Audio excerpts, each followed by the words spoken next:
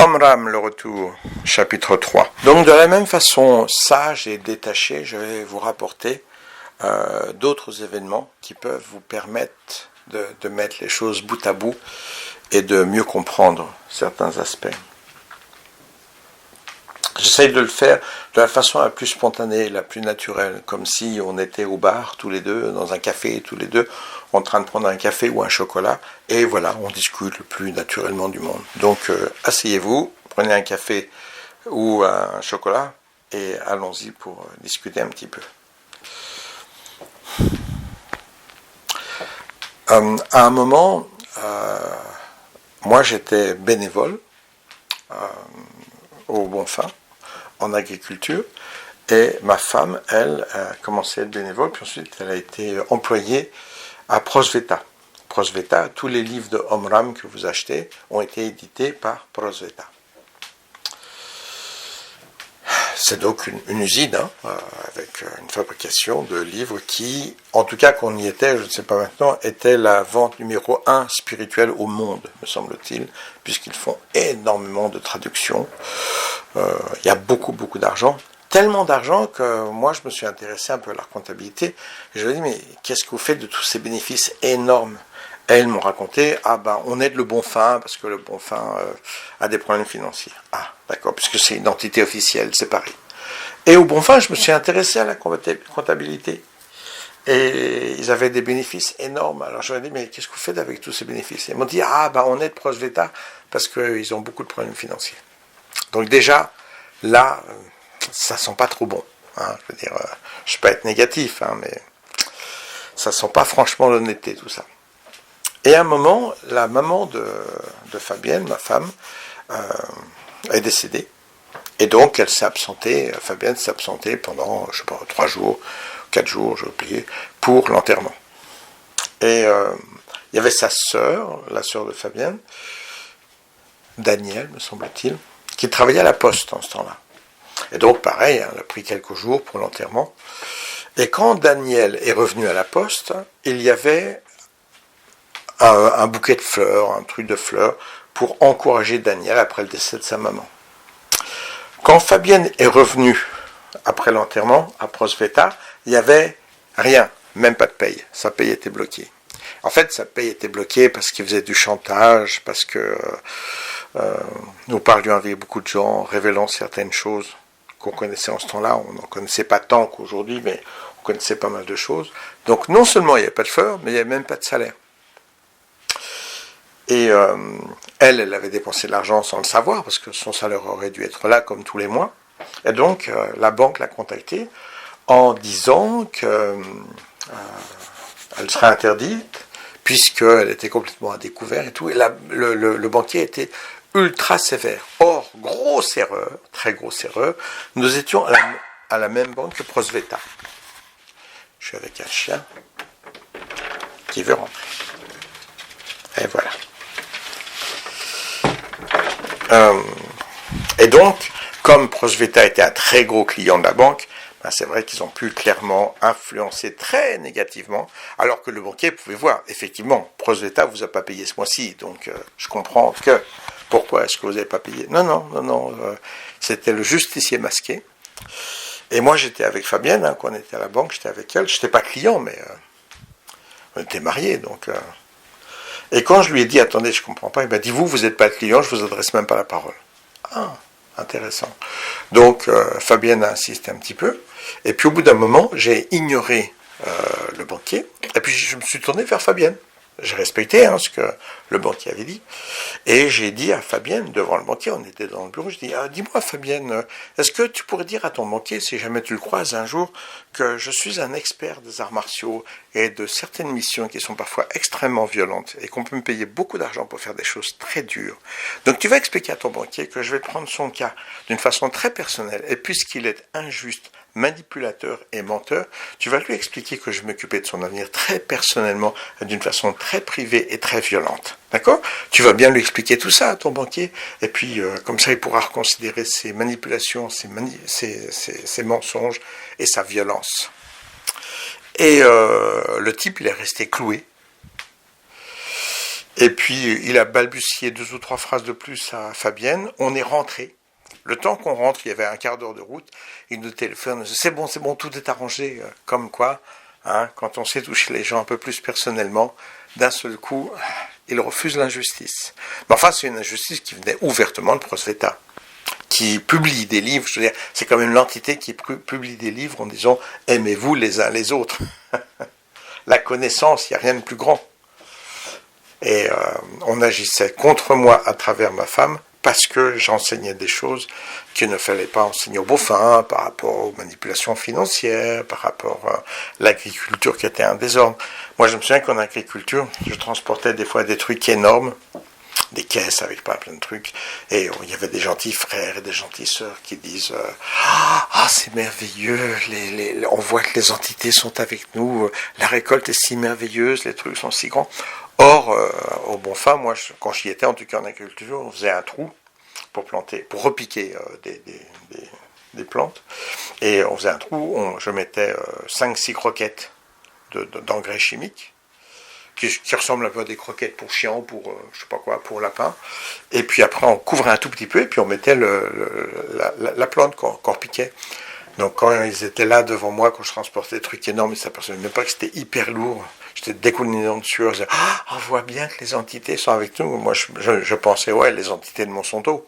Peut-être, mais le reste, je suis pas sûr. Et on m'avait demandé, non, mais ça, il faut pas en parler. L'agriculture, comment on l'a fait, tout, on n'en parle pas aux frères et sœurs. C'est normal, ça les regarde pas. Ouais. Alors peut-être que depuis lors ça a changé, hein, c'était il y a très longtemps. Donc peut-être que maintenant ils font tout organique et tout, mais c'est quand même très particulier quand on considère on s'aime les uns les autres, on doit connaître tous les secrets cosmiques, etc. Et on n'est même pas capable de bouffer correctement ou de planter des trucs corrects. Je sais pas. Ou même pas capable d'être honnête en versant la paye de quelqu'un qui a travaillé pendant tout le mois. Donc, sa paye lui est due, comme tout bon travailleur, point final. Ils font l'escroquerie et de ne pas verser la paye, et de demander à la banque d'interdire la cliente parce qu'elle a utilisé ses cartes de crédit sans se méfier que, comme c'était juste à la fin du mois, finalement, il bloquerait la paye. Et après, d'être hyper impoli et agressif. Finalement, moi, en étant plus agressif d'une façon détournée, puisque je n'ai pas parlé au banquier, j'ai respecté, il m'a dit que je ne devrais pas lui adresser la parole. Je ne vais pas adresser la parole, je parlais à ma copine.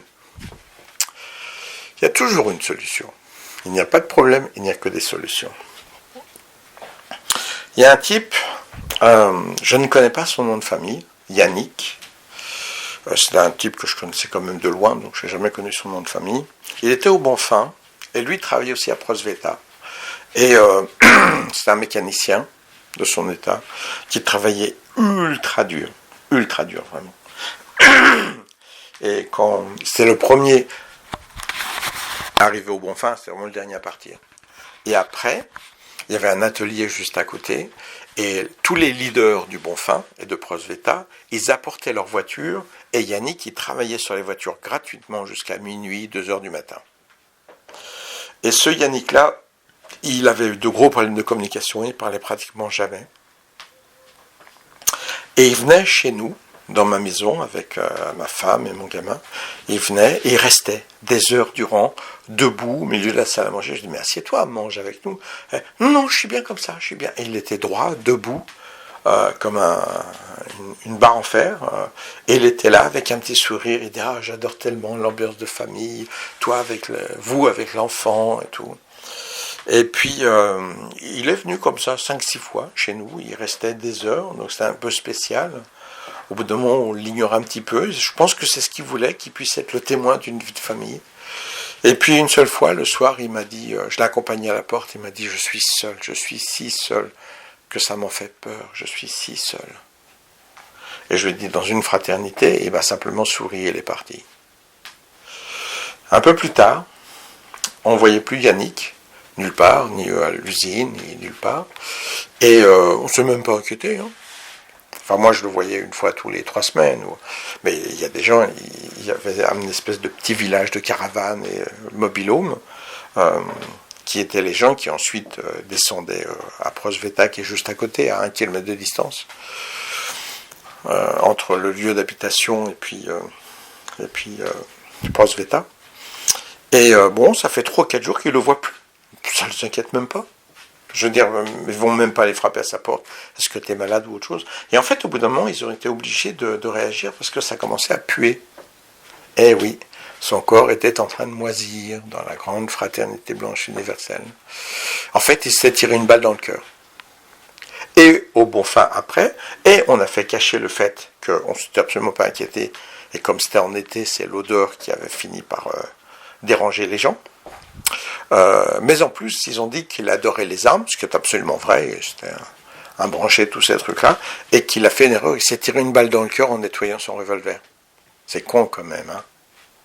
C'est pas du tout à cause de la tristesse, à cause du fait qu'il travaillait comme un esclave et tout, il s'était tiré une balle dans le cœur par accident. C'est dommage, hein, parce que ça aurait pu être ailleurs, mais ça a été dans le cœur. Ben voilà, c'est con, hein. Et en plus, ça veut dire qu'il a nettoyé son revolver, on va dire, le soir, par exemple, après le travail. Donc les gens ont entendu le coup de feu. Ben non, personne n'a rien entendu. Donc, apparemment, sauf s'ils ont menti, mais ça me paraît quand même gros à ce point-là, ils n'ont pas entendu le coup de feu, donc ça veut dire que ouvertement, il s'est tiré une balle dans le cœur au moment où il a calculé que personne ne l'entendrait.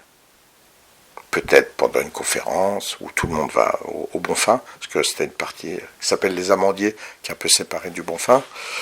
Mais en tout cas, c'était sciemment calculé pour ne pas être découvert, pour ne pas être entendu. Donc, en plus, il a nettoyé son revolver à un moment où personne ne l'entendait, dites donc. C'est quand même cool, le hasard, hein. C'est merveilleux. Et puis, un autre Yannick, dont je connais le nom de famille, peut-être que je le tairai, parce que la famille de ce Yannick, un alpiniste extraordinaire, dont j'ai déjà parlé avant, est foudrage contre le bon fin. Donc, en même temps, peut-être qu'ils apprécieraient le travail que je fais maintenant. Mais peut-être qu'ils n'ont pas envie de voir leur nom de famille apparaître dans un truc qui est lié au bon fin. Donc, dans le doute, je me tairai. Mais Yannick,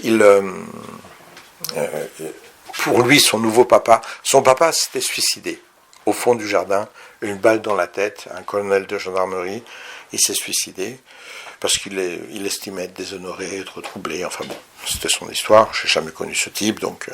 Mais Yannick s'est retrouvé sans papa, je pense qu'il l'aimait beaucoup et qu'il le respectait beaucoup, d'ailleurs Yannick lui-même était dans l'armée alpine, et chasseur alpin, et pour lui, Papa Omram, justement, c'est devenu son nouveau papa. Et il a laissé tomber l'armée, il vivait, mais il faisait partie vraiment des gens collés à Omram. Les plus proches, les plus vraiment comme son gamin. Et je sais qu'un jour, Yannick, il était assis dans le jardin, sur un banc, et Papa Omram, il est arrivé, il s'est assis à côté de lui. Ah, Yannick, il était comme sidéré parce que Papa Omram était assis à côté de lui. Et puis, Papa Omram reste là, sans bouger. Puis au bout d'un moment, il met la main sur la jambe de Yannick et il lui dit « Ah, quel cas que votre cas !» Il se lève et il part. Vous en arriverez à la conclusion que vous voulez. Hein. Peut-être il voulait dire qu'il était merveilleux, peut-être qu'il était très con. On ne saura jamais. Mais pour Yannick, que Papa Omram lui ait dit une phrase comme ça, en lui tapant sur la jambe, en se levant, en partant, et en disant une phrase tournée vers Yannick, c'était fantastique. Et puis ensuite, Yannick s'est marié avec Flore, donc pareil, je n'ai pas le nom de famille, et il se trouve que cette fille, Flore, ça a été une victime de Papa Omram, une victime sexuelle, quand elle était plus jeune. Donc elle était là et elle disait c'est un salopard, cet être-là, c'est un salopard. Elle avait vraiment une haine très profonde que j'ai découvert plus tard. Quand moi je l'ai connue, c'était aux Amandiers, chez Madeleine Chavanon, et là c'était une gentille sœur, douce, agréable. Je me souviens qu'elle avait des yeux, elle les a certainement toujours, si elle est toujours vivante, magnifique, un regard très profond. Elle était passionnée, elle était belle, vraiment, elle avait quelque chose de très spécial, cette femme. Mais plus tard, quand j'étais en contact bien après le décès de Yannick, j'ai rencontré une femme qui était folle de rage contre Papa Omram, qui l'insultait, qui avait la haine au cœur. Et en fait, donc, la conclusion de tout ça, c'est qu'elle était victime, elle avait été victime de Papa Omram sexuellement, mais en ce temps-là, elle avait encore besoin du bon fin. Donc elle faisait plus partie directement du bon fin. Elle était aux amandiers, qui est un truc un peu à part, qui lui permettait d'être encore en relation avec une excroissance, on va dire, du bon fin, qui s'appelle les amandiers. Donc il y avait des bons finnois, mais en même temps, c'est un peu moins strict, c'est un peu moins vraiment grand spectacle. Et finalement, plus tard, après le décès de Madeleine Chavanon, Yannick et Flore sont restés ensemble, ils ont fini par se marier. Et voilà, après ils sont partis vivre de leur côté. Donc Yannick, il avait 50 ans, et il avait passé toute sa vie avec Papa Omram. Il part vivre avec Flore, donc il perd la fraternité, toutes les références qu'il avait. Et là, isolé avec Flore, Flore va lui raconter tout ce qu'elle a vécu, et elle a des choses à raconter, quoi.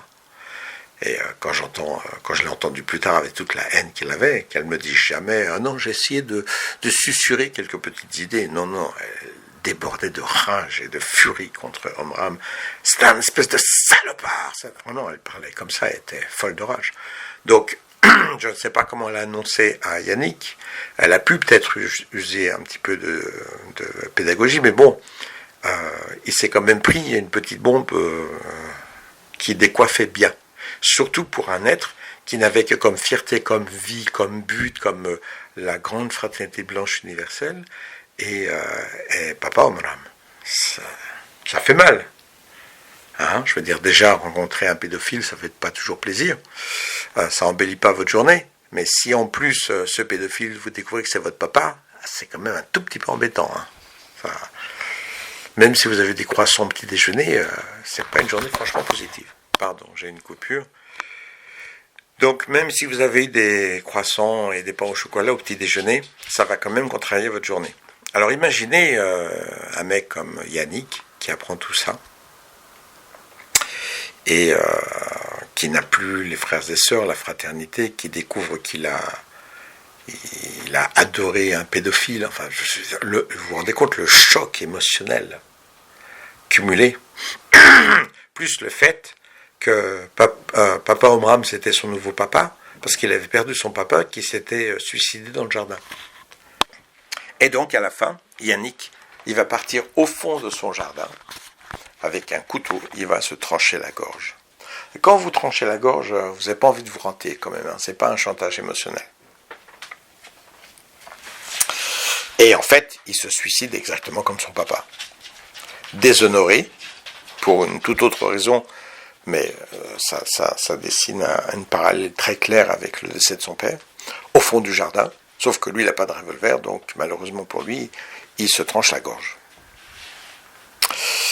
Et dans cette même politique de déni, et ça, c'est quelque chose qu'il faut bien comprendre en psychologie, c'est que si on a une vie de déni, c'est-à-dire que moi, il y a longtemps, quand j'ai découvert les histoires de Omram, il y a des gens, des jeunes filles qui sont venues témoigner en faisant des sessions de thérapie avec moi.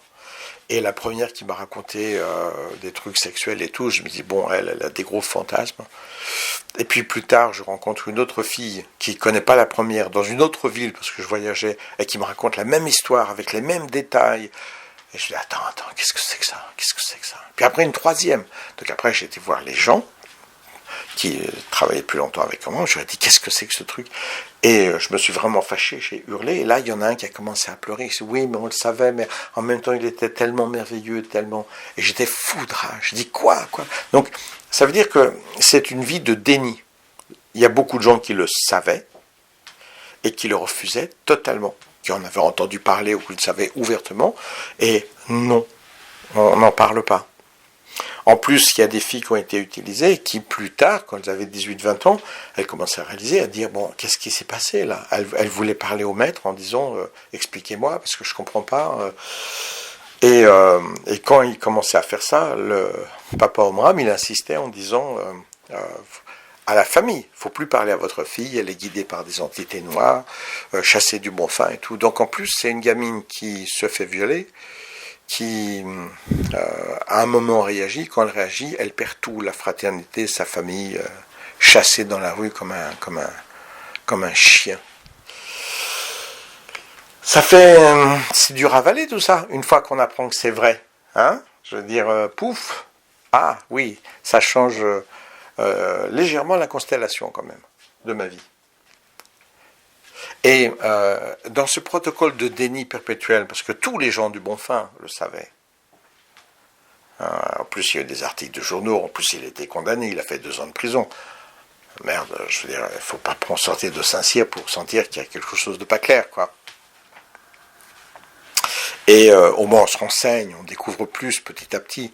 Je ne dis pas pour un débutant qui est là depuis 3 ou 4 ans, mais quand on est là depuis 10 ans, on a entendu suffisamment d'histoires circuler, on se dit oh là, oh là, oh là, oh là, oh là, oh là. Et malgré tout, Flore, elle va dire que Yannick a été tué. Attends, il va au fond du jardin, exactement comme son père, qui s'est tiré une balle dans la tête, lui, il se tranche la gorge. Donc c'est pratiquement le même suicide. Une fois qu'il a appris que son second père est un traître, c'est-à-dire Papa Amram, il va se suicider comme son premier père. C'est une façon tristement de revenir vers son premier père. Et Flore va arriver à la conclusion, on l'a tué. Ça n'a rien à voir avec ce que j'ai dit. Non, pas du tout. C'est avec un leader qui est un pervers narcissique, maître de manipulation surtout, eh bien, il va créer quelque chose qui va être une position de déni perpétuel. Il y a une musique à la fraternité, assez pompante, mais bon, si on aime la fraternité, on peut aimer fraternité, fraternité, oh fraternité. C'est très... je pourrais même pas vous en mettre un morceau parce que je serais attaqué immédiatement pour les copyrights. Donc non, on va pas faire, surtout pas. N'empêche qu'il y a une fille qui, il y a longtemps, pour une raison qui était la sienne, je n'ai jamais connu cette fille, je connais son histoire, mais je l'ai jamais rencontrée directement, qui avait fait une tentative de suicide et qui s'était ensuite reconstruit sa vie dans le chant, jusqu'à ce que finalement ses activités l'amènent à un très bon niveau. Et elle a été sélectionnée pour faire le chant Fraternité la première fois devant toute une salle, environ 1000 personnes de la Fraternité, et chanter Fraternité. Il y a une voix masculine, féminine, les voix se couvrent les unes les autres. C'est un peu pompeux, mais c'est bien prenant, quoi. C'est bien. Et il y a à ce moment-là la fille du président de la FBU, je crois, ou du Bonfin, j'ai oublié, qui chante aussi. Pas d'une façon fantastique, mais qui chante aussi. Mais c'est la fille du président, quel qu'il soit. Alors, à la dernière seconde, on va aller voir cette femme qui avait fait cette tentative de suicide et qui était une super chanteuse. On lui dit, vous ne pouvez pas chanter devant le Bonfin parce qu'il y a une vague d'énergie qui est si forte, comme vous avez fait une tentative de suicide dans le passé. Non, ça va vous déstabiliser, c'est très dangereux pour vous. Vous ne pouvez pas affronter cette vague cosmique divine d'énergie. Et c'est plutôt ma fille qui va chanter. Ce sera mieux parce qu'elle est plus solide, elle a une jeunesse plus stable. Vous vous rendez compte, le côté répugnant quand même, hein, hyper violent de la non-violence. Je te laisse pas chanter parce que même si tu es reconstruit, tu as quand même tenté de suicider, peut-être pour une bonne raison. Hein. Je ne sais pas, je ne connais pas les détails. Par contre, ma fille, qui elle n'a jamais eu de problème, elle va chanter, elle va avoir la gloire et toi tu vas rester derrière, d'accord ? Allez, tu te mets dans ta petite boîte, connasse, et tu bouges pas. Et pendant que la fraternité, le chant de la fraternité est chanté la première fois, au même moment, cette femme se suicide. Pour de bon, et cette fois-ci, elle a réussi. Donc même le chant fraternité est marqué par cette obscurité, cette noirceur, qui est toujours dans ce déni perpétuel. Et le pervers narcissique va développer un protocole de déni perpétuel. Parce que si on affronte tout ce qu'un pervers narcissique fait, la seule solution qu'on puisse avoir, c'est de partir en courant. Et comme les gens veulent rester parce qu'il y a le Bonfin, et le Bonfin, c'est un village, il faut être clair, c'est pas l'enfer. On rencontre des gens qui sont branchés par la spiritualité, par tout ce qu'on aime, la spiritualité, les arts martiaux, le tai chi, le yoga, les recherches sur les cristaux, et vous avez des gens du monde entier qui sont là, et tout le monde s'appelle frère et sœur, et tout le monde est gentil, tout le monde est... Alors vous avez les petites crises, mais en général, c'est quand même un endroit fantastique, merveilleux, et vous n'avez pas envie de perdre tout ça. Donc plus l'enseignement merveilleux de Papa Omram, qui vous apprend tous les secrets sur l'Agartha et tout, je ne sais pas trop quoi d'autre, c'est clair qu'on n'a pas envie de perdre tout ça d'un seul coup. Donc on accepte. Le pervers narcissique a tous les outils émotionnels pour faire un chantage perpétuel sur tout le monde et contrôler absolument tout le monde. Et quand un jour, et ça fait partie des règles de base de psychologie, on quitte le pervers narcissique, on est soulagé de ne plus souffrir, mais on est terriblement secoué en réalisant tout ce qu'on a pu accepter, qui était alors en fait totalement inacceptable. Mais grâce aux manipulations et chantages du pervers narcissique, eh bien on acceptait l'inacceptable. Donc se libérer, c'est comme avoir une crise de conscience ou une crise de manque qui va nous amener vers quelque chose de terrible. Et ça aussi, c'est une chose à bien comprendre. Le pouvoir nous donne cette capacité fabuleuse de ne plus avoir de responsabilité. Je peux tout faire. C'est pas un problème. Je suis un avec Dieu, avec les entités cosmiques. Je vais sauver l'humanité.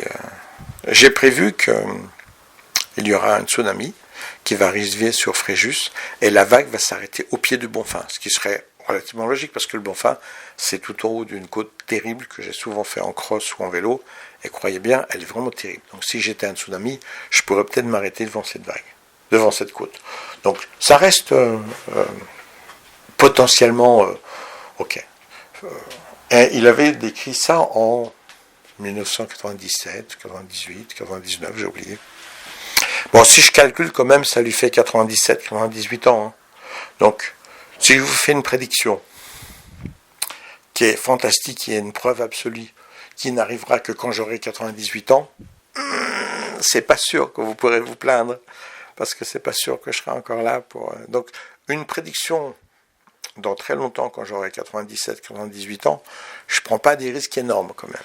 Eh bien, le truc qui est extraordinaire, hein, c'est qu'évidemment, ça n'est absolument pas arrivé. On est en 2024, et il y a même des gens qui parlent encore des prédictions d'Omram. Je dis, mais qu'est-ce qu'il y a qui ne va pas chez toi? Les prédictions qu'il avait faites, c'était complètement bidon, c'était faux. Et c'est à moins que le tsunami soit arrivé, qu'il soit parti le lendemain, personne n'a rien remarqué, mais moi, je n'ai pas entendu parler d'un tsunami, hein, qui a détruit toute la ville de Fréjus, Saint-Raphaël, et qui est arrivé jusqu'au pied du Bonfim. Parce que si ça arrive au pied du Bonfim, Fréjus et Saint-Raphaël, ils sont sous l'eau. Hein. Tout le monde est mort. Donc moi, je crois que j'aurais noté quand même, au moins avec France Info, un truc comme ça. Eh bien, les gens parlent encore des prédictions de Maître Omram. Et c'est là où on peut voir tout l'aspect pervers narcissique. On entraîne une population autour de nous, ça ne peut être qu'une petite famille ou plus, 3, 4 personnes, 10 personnes ou 1000 personnes, avec des choses extrêmement attirantes, parce qu'un pervers narcissique est toujours super attirant sur plein d'aspects. Et en même temps, grâce à ce chantage émotionnel sur des choses très attirantes, il vous amène dans les pires choses. Même votre fille qui se fait violer et vous ne la protégez pas. Parce que c'est le maître qui a fait un travail divin. Parce que certainement ma fille avait quelque chose que le maître a protégé. Ben oui, j'espère qu'au moins il était protégé. Ah non, pardon, on ne parle pas de la même chose. Je pensais au capote, excusez-moi. Je suis un peu trop matérialiste. Donc, encore une fois, hein, je plaisante par rapport à tout ça, parce qu'il vaut mieux en plaisanter qu'en pleurer, et découvrir un peu d'une façon plus équilibrée, finalement, ce qui est possible, acceptable, comment ça se passe qu'une telle chose puisse être ainsi. comprendre le jeu psychologique et du maître, qui, avec un certain pouvoir, peut tout faire. Il peut violer, il peut tromper, il peut mentir, il peut dire à tout le monde « N'écoutez jamais les médiums » et envoyer Blagost voyager toute sa vie dans le monde entier pour aller rencontrer les plus grands médiums, pour ensuite dire des choses qui viennent des médiums, tout en disant qu'il ne faut jamais aller voir un médium. Il ne faut pas avoir froid aux yeux quand même, hein.